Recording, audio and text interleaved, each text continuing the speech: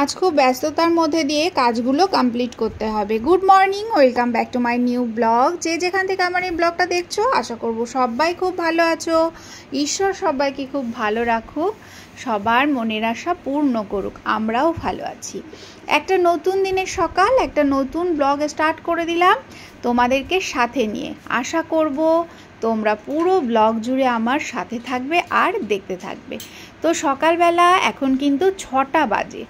আজকে একদম ডট 6টায় উঠেছি, তার কারণ সোনাকে 7টায় পড়াতে আসবে।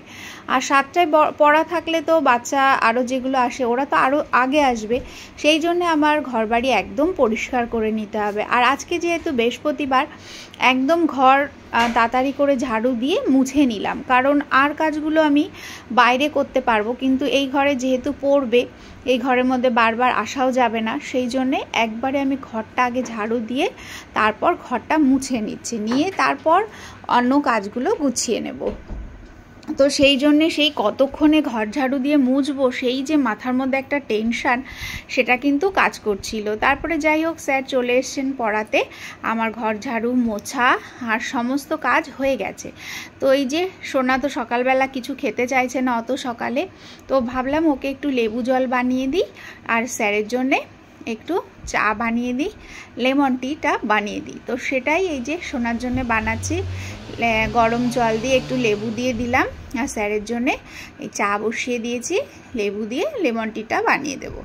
তো এই সকালবেলা এইটা করে তারপর আজকে ভীষণ তাড়াহুড়ো করে আমাকে কিন্তু কাজগুলো করতে হবে, কারণ সোনার স্কুলে যাব। তো সোনার স্কুলে যেতে হবে আমার পুরো 11টার মধ্যে ঢুকতে হবে, তো বাড়ি থেকে আরও তাড়াতাড়ি বেরোতে হবে। তো সেই জন্যে একবারে রান্না পুজো, মানে রান্না স্নান পুজো সব কমপ্লিট করব, সকালের খাওয়া দাওয়া করব, মানে আজকে ভীষণ ব্যস্ততা।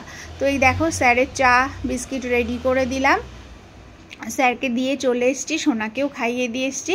এবার আমি সবজি কাটতে বসে গেছি। তো এই দেখো উচ্ছে কাটছি।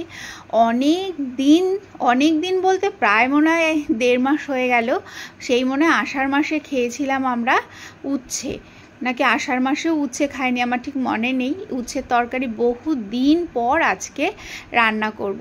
তো বেশ বড় বড় দেখে কটা উচ্ছে নিয়ে নিয়েছি, উচ্ছে দিয়ে আলু দিয়ে আজকে রান্না করব রসুন ফোড়ন দিয়ে।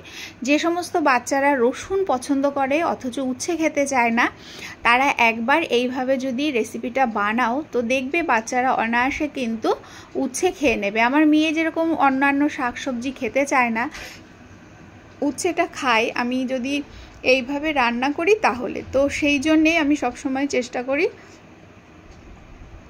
উচ্ছেটাকে এইভাবেই রান্না করার। তো এই পাশে আমি ভাত বসিয়ে দিয়েছি, আর উচ্ছেটা না একটু কিছুক্ষণ জলের মধ্যে ভিজিয়ে রেখেছি। যে কোনো সবজি আমি একটু জলের মধ্যে ভিজিয়ে রাখি, কখনো গরম জলে ভিজিয়ে রাখি, আবার কখনো ঠান্ডা জলে কিছুক্ষণ সময় ভিজিয়ে রাখলে ভালো হয়। তো সেটাই করি, যতই তাড়াহুড়ো থাকুক না কেন। আর আজকে ফ্রিজ থেকে মাছ বার করেছি, তোমাদের সাথে শেয়ার করিনি, পুরো একদম বরফ জমে গেছে, তো সেটাও জলের মধ্যে ভিজিয়ে রেখেছি। তারপর এই দেখো সর্ষের তেলেই তো আমি রান্না করব। এখানে শুকনো লঙ্কা ফোড়ন দিয়ে দিলাম, আর দিয়ে দিচ্ছি রাঁধুনি ফোড়ন দিয়ে এটা একটুখানি ভাজা ভাজা হলে এর মধ্যে রসুন দিয়ে দিলাম। রসুন তেলের উপরে দিয়ে বেশি ভাজবে না, তাহলে রসুনের যে গন্ধ সেটা কিন্তু নষ্ট হয়ে যাবে। তারপরে কাঁচা লঙ্কা, আলু আর উচ্ছে এগুলো দিয়ে দিলাম, দিয়ে একটুখানি কষিয়ে নেব। খুব বেশি কষাবো না, খুব বেশি কষালে কিন্তু উচ্ছের যে গুণাগুণ সেটা কিন্তু নষ্ট হয়ে যাবে। তো সেই জন্য অল্প একটু কষিয়ে নিচ্ছি, কষিয়ে নিয়ে মানে তেলের সাথে আর কি একটু ভাজা ভাজা করে নেওয়া যাকে বলে। তারপরে এর মধ্যে আমি স্বাদ অনুসারে লবণ অ্যাড করে দিলাম, আর পরিমাণ মতো হলুদ অ্যাড করে দিচ্ছি।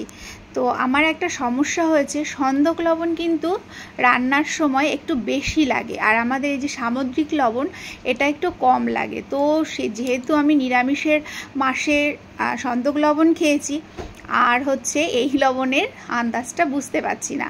তারপরে লবণ হলুদ দিয়ে জল দিয়ে দিয়েছি, ব্যাস ওটা ঢাকা চাপা দিয়ে রেখে দিয়ে মাছের মধ্যে লবণ হলুদটা মাখিয়ে রাখছি। দেখবে রান্নার কিছুক্ষণ আগে তুমি যদি লবণ হলুদটা মাছের মধ্যে মাখিয়ে নাও, মাছের ভেতরে কিন্তু বেশ একটা লবণাক্ত ভাব আসে। আর তুমি যদি মাখিয়েই রান্না করো তাহলে কিন্তু অত লবণাক্ত ভাব মানে একটা কেমন যেন আলনি টাইপের লাগে। সেই জন্যে চেষ্টা করি একটু কিছুক্ষণ মাখিয়ে রাখতে। তো এই দেখো উচ্ছের তরকারিটা তো আমার রেডি হয়ে গেছে। উচ্ছের তরকারিটা নামিয়ে নিলাম, নামিয়ে নিয়ে কড়াইটা আবার একটু মেজে তারপর মাছের ঝোল বসাবো। এই দেখো এরকম একটা ব্যাপার হয়েছে কিন্তু। তো এই যে মাছের ঝোলের মাছগুলো ভাজা বসিয়ে দিয়েছি। মাছ ভাজা হতে হতে আমি অন্যান্য যে কাজ সেগুলোও অল্প বিস্তরে একটু করে নেব। তো এরকম একের পরে এক কাজ কিন্তু করতেই থাকি। আর এই দেখো আজকে হচ্ছে আলু কাঁচকলা দিয়ে মাছের ঝোল করব। বেশ এটাও অনেক দিন পর আজকে বানাচ্ছি। তো মাছগুলো ভাজা হয়ে গেছে, এবার উঠিয়ে নিচ্ছি। নিয়ে তারপর আমি এর মধ্যে 5 ফোড়ন দিয়ে দিয়েছি।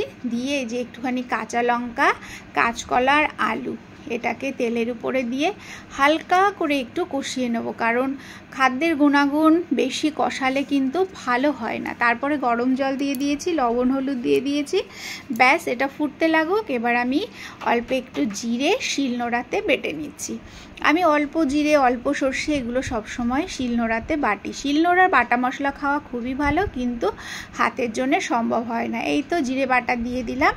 এবার এর মধ্যে মাছ দিয়ে নামিয়ে দেবো। আমার কিন্তু রান্না হয়ে গেছে। এবার সকালবেলা উচ্ছের তরকারি দিয়ে আজকে আমরা সবাই মিলে খাচ্ছি। তো দেখো কত তাড়াহুড়ো করে কাজ করলাম। এখন বাজে 9:20, স্যার চলে গেছে।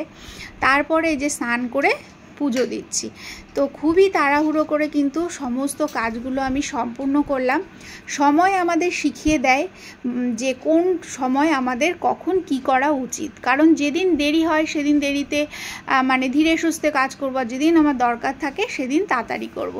আজকে মা লক্ষ্মীকে আজকে একটা পানের খিলি বানিয়ে দিলাম। দেখো কি সুন্দর পানের খিলি কিন্তু আমি বানিয়েছি। এটা আমাদের গাছের পান, গাছের সুপারি, ছোট্ট একটা সুপারি দিয়ে মা লক্ষ্মীকে দিয়েছি। তো তারপরে এই যে পুজোটা সম্পূর্ণ হয়ে গেলেই রেডি হয়ে বেরিয়ে যাব সোনার স্কুলের পথে। তো এই যে পুজোটা দিয়ে নিচ্ছি। তো এত তাড়াতাড়ি আজকে কাজ করেছি, মানে মনে হচ্ছে এক নিঃশ্বাসে যেন কাজগুলো কমপ্লিট করলাম। মানে পুরো আমার যখন 9:45 বাজে সমস্ত কিছু রেডি হয়ে গেছে। এই দেখো এখন হচ্ছে রেডি হচ্ছি। শাড়িটা বাইরে ছিল, ভাবলাম এটা পরেই যাই, কারণ আমাদের বাড়ির সামনে যে হারে জল। সোনাও যাবে আমার সাথে। তো আজকে স্কুল ইউনিফর্ম পরেও যাচ্ছে না, নর্মাল ড্রেস পরেই যাচ্ছে। তো এই যে মা মেয়ে একসাথে রেডি হতে গেলে না সেই কি বলবো মানে গুতোগুতি লাগে, এরকম একটা ব্যাপার। এই দিকে সোনা রেডি হচ্ছে, এই দিকে আমি রেডি হচ্ছি। তো যাই হোক রেডি হয়ে গেছি। এই তো বেরিয়ে পড়ছি সোনার আমি দুজন মিলে স্কুলের পথে। তো এই দেখো এখন কিন্তু আমরা দুজন মিলে যাচ্ছি। তো স্কুল থেকে কাজ মিটিয়ে আসবো। আর এই দেখো বৃষ্টি কিন্তু টুপটুপ করে পড়েই যাচ্ছে। কিছু করার নেই, ওই বৃষ্টির মধ্যে দিয়ে যেতে হবে যেহেতু খুবই দরকার। আর এই সাইডে দেখছি বৃষ্টিটা একটু কম। এখন তো যেখানে মেঘ সেখানেই বৃষ্টি। আর এই দেখো কি অবস্থা, মানে কি বলবো আর কতদিন এইভাবে যে ভুগতে হবে মানে বুঝতে পারছি না। একদম ভালো লাগছে না যে এইভাবে আর এই জলের মধ্যে বাড়ি থেকে বেরোলেই জল আর জল। তারপর চলে এসেছি সন্ধ্যাবেলায় সোনার টিফিন বানাতে। তো আমার এই ব্লগটা যদি তোমাদের ভালো লাগে তোমরা তোমাদের ফ্রেন্ডস অ্যান্ড ফ্যামিলির সাথে শেয়ার করে দিও। চাইলে তোমরা আমার চ্যানেলটাকে সাবস্ক্রাইব করে পাশে থাকা বেল আইকনটা ক্লিক করে দিও। যারা সাবস্ক্রাইব করেছো তাদেরকে অসংখ্য ধন্যবাদ। একটা লাইক করে দিও, একটা কমেন্টসে জানিও ব্লগটা কেমন লাগলো। তোমাদের একটা লাইক একটা কমেন্টস কিন্তু আমাকে নতুন নতুন ব্লগ বানাতে অনেক বেশি উৎসাহিত করে। তো চলো নেক্সট ব্লগে আবার দেখা হচ্ছে। সবাই খুব ভালো থেকো, বাই।